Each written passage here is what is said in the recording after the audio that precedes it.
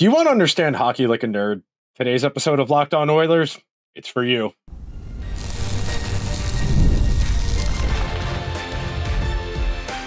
You are Locked On Oilers, your daily podcast on the Edmonton Oilers, part of the Locked On Podcast Network, your team every day.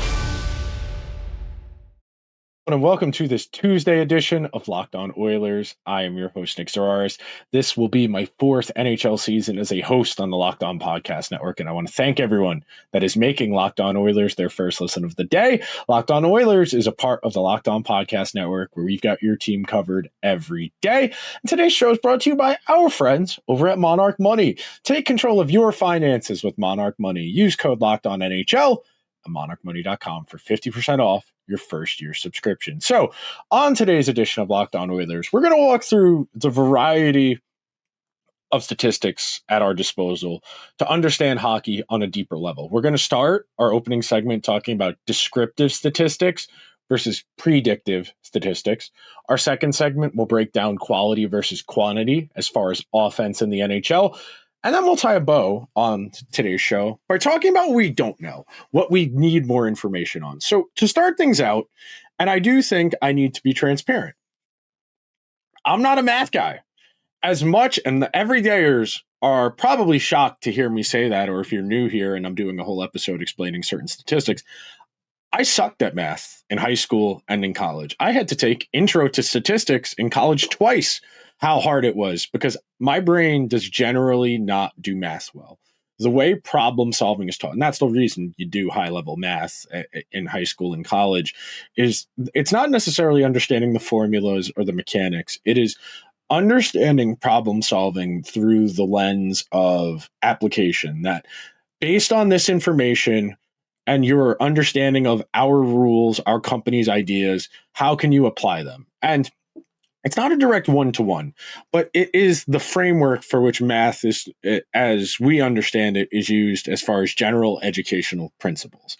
So the first part of this conversation is explaining the different types of statistics. So you've probably heard me use the words counting stats. Counting stats are things you count on their own. That in of themselves is the statistic.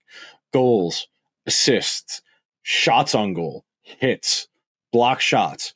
Those are counting stats. Those are cumulative stats where you keep adding on and on over time. Those are your very baseline snapshot understanding of something.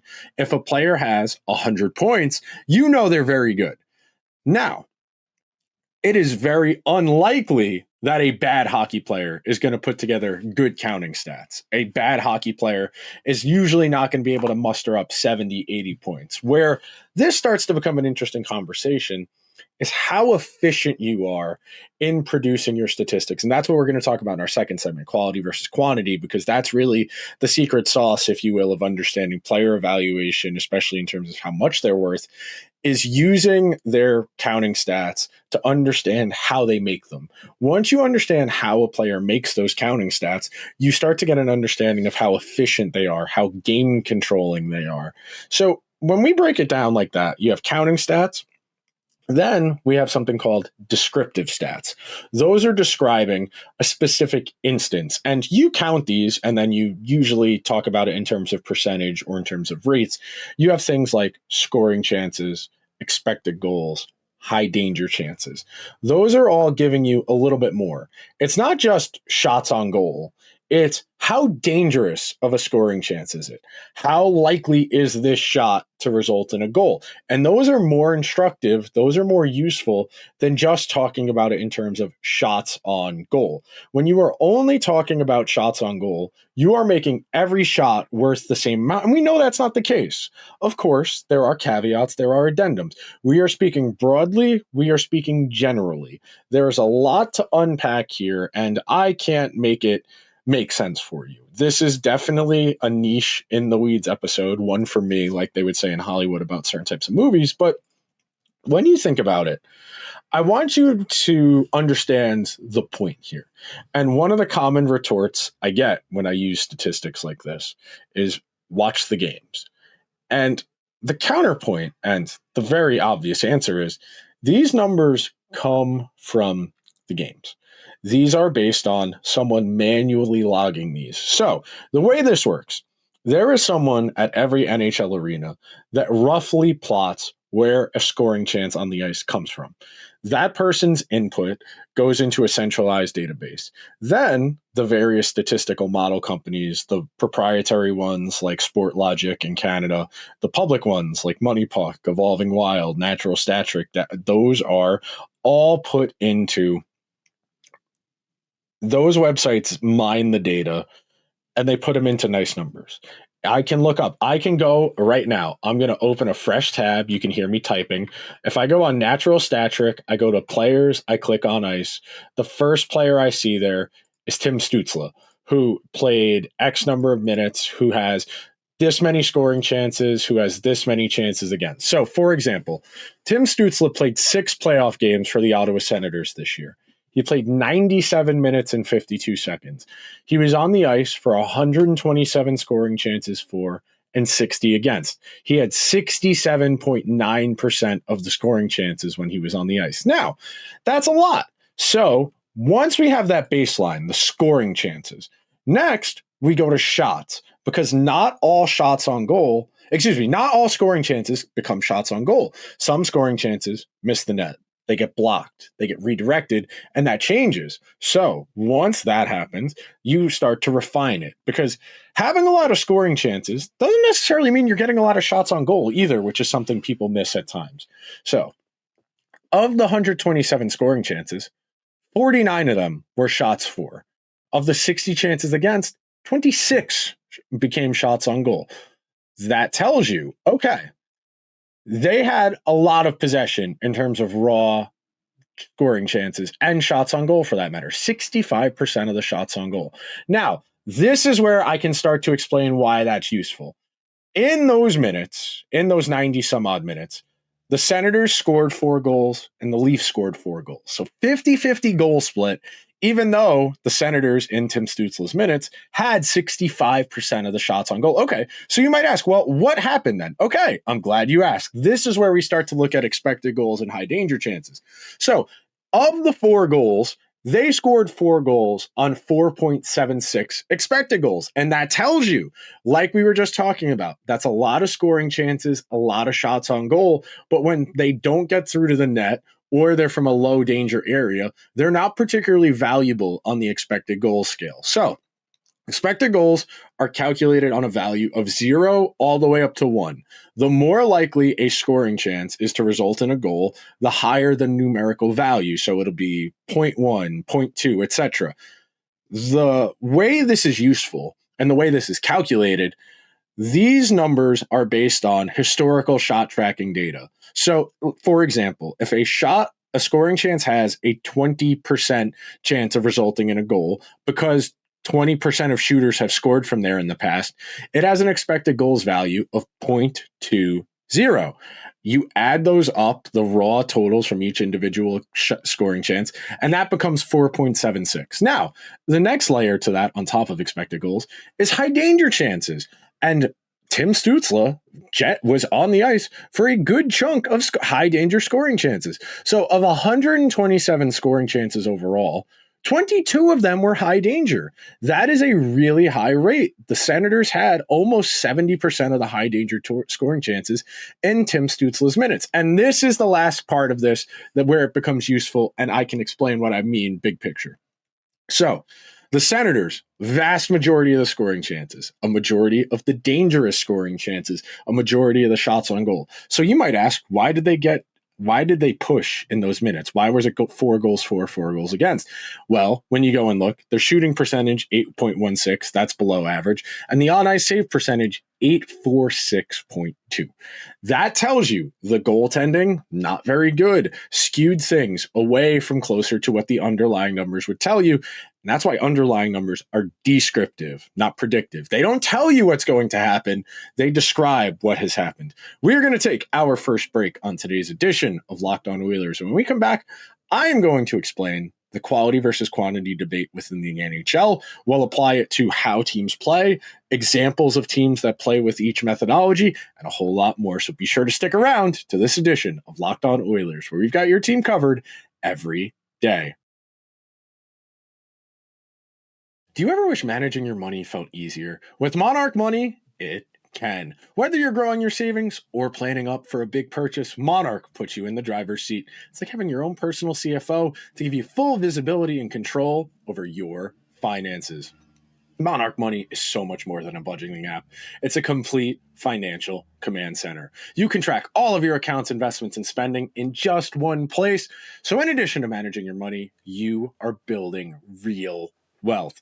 Something I definitely am guilty of, and Monarch put on my radar. I wasn't planning enough with my money. I wasn't putting money aside. I wasn't investing. And through Monarch Money's goal setting tools, I was able to set a goal for how much my vacation in a few weeks is going to cost. It gave me a baseline of how much I needed to put away every week and every month to be able to afford to pay it off ahead of time, so I'm not accruing interest. And Monarch helped me pay off that vacation in full well ahead of time. If you are ready to take control of your finances, you need to visit monarchmoney.com today. Use code LOCKEDONNHL at monarchmoney.com for 50% off your first year subscription. One more time, you will really get 50% off your first year subscription with code LOCKEDONNHL at monarchmoney.com. Thank you to everyone who is hanging out on this Tuesday edition of Locked On Oilers, as we are talking about how nerds watch hockey. And more context, more background. It's not enough to just watch the game. And the reason I love using statistics to try and get a deeper understanding, why I think this is valuable, and why I like explaining it, because I want you to understand. When you watch a hockey game, there are thousands of micro plays within a game. 1,000 touches of the puck conservatively between the 18 skaters and 2 goalies on both teams over the course of 60 minutes and maybe in overtime. When you just add up each one of those individual instances, there's a whole lot that's just going to get memory hold. You think about the way our memories work, where we either remember really, really good things or really, really bad things. The banality of life, that suburban middle-class mania that really popped off in the late 90s with things like American Beauty and Fight Club. You don't remember the average days, the ordinary days. They blend into one into another. It's the same thing with trying to recall specific instances.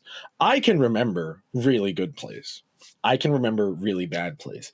But the average touch of the puck, that I'm not going to be able to remember every single puck touch in a given game. Now, I take notes, I keep the box scores open so I can paint detailed pictures for my notes to try and reinforce and strengthen my memory, just like you would in school.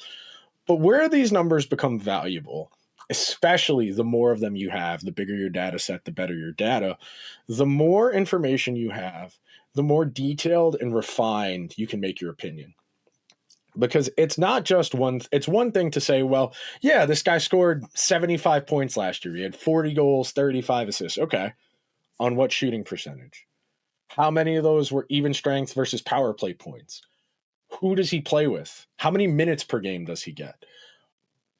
These are the types of contextual factors to consider. It's why whenever we do a player evaluation or a player breakdown, I start there because the context tells you about how sustainable something is. I'll give you a perfect example that most Oiler fans are very familiar with. So we all know Zach Hyman scored 50 goals 2 years ago. He had the best season of his NHL career. And Zach Hyman is a very good hockey player. Do not get me wrong. Zach Hyman is in the upper 10% of all players in the entire sport.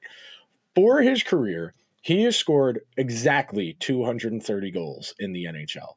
But prior to and including last year, other than his 54-goal season, he has only hit 30 goals one time. So you might go and ask yourself, well, how did he have such a dramatic jump? So there's a few things. Number one, the season he led the league in goals, the season he set his career high in goals, he took the most shots on goal he ever has in his entire life. 290 shots on goal in 19 minutes and 30 seconds per game. On those 290 shots, he also happened to have his second highest career shooting percentage in his career, 18.6%. So when you think about it on two levels, so not only does he shoot the puck more in this season than he ever has at any other point. He also has them go in at the second highest rate of any season in his career, and he's playing significantly more minutes 2 years ago than he was in the season where he had recorded his previous highest career shooting percentage. So we start to unpack how likely things are, how realistic things are, and that's why these are useful. Because the more context you can provide, the more you can understand a player's potential range of outcomes. So speaking of range of outcomes, one of the key factors in understanding that is efficiency. Because if a player scores 25 goals, but he does it on 6% shooting, that would tell you that's a really good hockey player. Because league average now is about 10% for a shooting percentage. So if a guy still scores 20 something goals and he's 3% below league average, that would tell you there's meat on the bone there, that he got unlucky. He didn't get the bounces. And yes, you can manufacture your own luck to some degree. And that's where the quality versus quantity debate comes in. Now, the most glaring and straightforward example I can give you of a quantity-based team is the Carolina Hurricanes. Now, the Florida Panthers do the same thing, but they do it with an additional caveat. Carolina is the single most aggressive forechecking team in the NHL, other than Florida. They play at an extremely high tempo. They cycle the puck at one of the highest rates in the NHL. They are very happy to take shots, crash the net, rebounds, deflections, tips, ugly ones, greasy ones, because they have skill limitations, because they don't have a Matthew Tkachuk, a Sam Reinhart, a McDavid, a Draisaitl. They know they need to work harder to create their offense. And look, this is not a knock on Logan Stankoven, Sebastian Aho, Andrei Svechnikov. Those are all really good hockey players. Really good hockey players. But when we are talking about that highest echelon, when we are talking about Stanley Cup contender good, you have to account for the fact that how you make your offense matters. When you think about it, and I can give you a great example of this. So 2 years ago, is that 3 years ago now? I think it's 3 years ago now. God, time moves so fast. Time's an illusion. So it was 2 years ago. So 2022, 2023. In the first round of the Eastern Conference playoffs, the New Jersey Devils beat the Rangers. The Rangers are a tempo, finesse, skill-based team.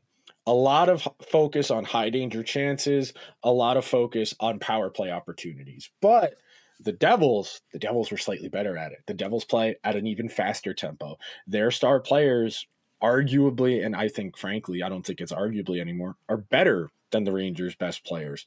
So that was a direct stylistic matchup and clash. So what happens after that? The Devils move on in 7. And then the Devils play Carolina.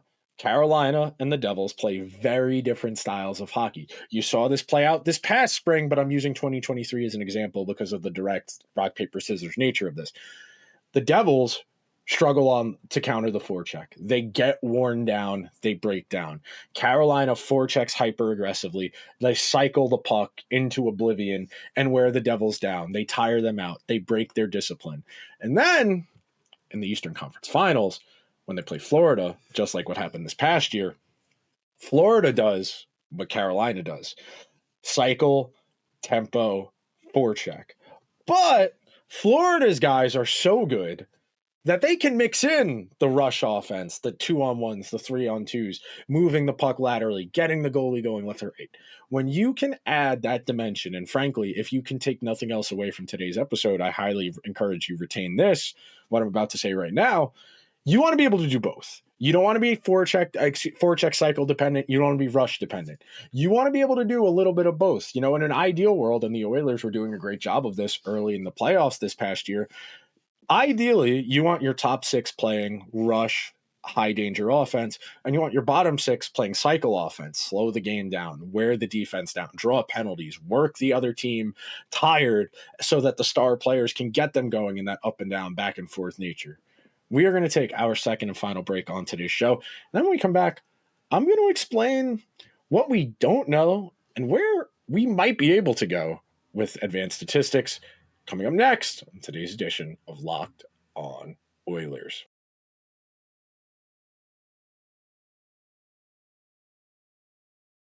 Thank you to everyone who is hanging out on this Tuesday edition of Locked On Oilers. I want to thank everyone that is making Locked On Oilers their first listen of the day, even in the dead of summer where there is nothing going on. And look, I know Connor, Leon, Celeste, and Lauren are all on a group honeymoon from what it seems like on Instagram. Draisaitl's going to get signed. Excuse me, McDavid's going to get signed. I'm not worried about it yet. If that changes, I'll let you know. We'll probably do a whole episode of me panicking about that changing. But for right now, at least, you got to try and decompress. And I've said this more than once, more likely than not, after the year the Oilers just had, they're probably a regression candidate. And some of that's positive, where guys like Zach Hyman, Ryan Nugent-Hopkins, Adam Henrique probably do for a little bit better. But in the aggregate, the team result, I would expect to be a little bit less just because of the guys they've lost and how they've tried to address replacing them. So the real conundrum we have here in advanced statistics and their limitations. So number one, when we're talking about expected goals, if you'll recall a few minutes ago, I said they're based on historical data of where that puck was shot from and how often it's gone in. One of the limitations of expected goals. So expected goals cannot account for pre-shot movement yet. So what do I mean by that? It cannot account for the nature in which the player who shot the puck received it. Was the goalie moving left to right? Was it a breakaway? Was it a redirect, a deflection? How did the puck get where it is for it to be shot? Advanced expected goals cannot account for that yet. Expected goals can also not account yet for the quality of the shooter. Obviously, if Leon Draisaitl shoots a puck versus Darnell Nurse shoots a puck, those have very different implied values. You know, I talked about it quite a bit in the playoffs, that the fact Evan Bouchard was leading the Oilers in shots on goal, as good of a shooter as Bouchard is for a defenseman, that's less than ideal. That means you're settling for point shots from far away shots. And again, that's not a knock on Bouchard, but if you want dangerous offense, we all know where it is. What do people always say when a team's in a drought, goal scoring? You go to the net and good things happen. You make plays happen. You put defenders, you put goalies in conflict. Next, what else can't we account for yet? We cannot account yet, at least, for defense. We cannot assign value to defense in the traditional sense. Hits, block shots, those are not descriptive of defense. They tell you a player is playing defense. You know, if they're blocking a lot of shots, that tells you they don't have the puck a whole lot. And look, I got some comments about the Evan Bouchard episode from last week from a bunch of people who were saying, well, what about Jacob Slavin? What about Gus Forsling? What about Essa Lindell, Jared Spurgeon? You know, defense first defensemen are always going to get slighted in these conversations because offense is inherently always more valuable than defense. And I'll tell you why. You cannot win a hockey game 0-0. You could have absolutely perfect goaltending, absolutely perfect defense, and you, at best, 0-0. And as we know, goalies and defense, they're fallible. They're not perfect. They're very rarely perfect. 4 or 5 shutouts in a season for a team is a good season. So if you're banking on, well, we have the best goalie in the league, we have great defense, we'll figure it out. It is a lot harder to win hockey games consistently 2-1, 3-2, 1-0 because of the variance implied there. Because that means your goalie's got to be close to perfect. That means your defense needs to be close to perfect. And that's why as we skew towards skill, towards speed in today's NHL, you are going to have a material benefit in playing guys who can help facilitate more offense. You have more of an incentive to chase offense than you do defense because by definition, in a 6-5, 7-6 hockey game, you have significantly more opportunities to get a bounce to go your way. In a 1-0 game, if that one goal just happens to be against you, you lost.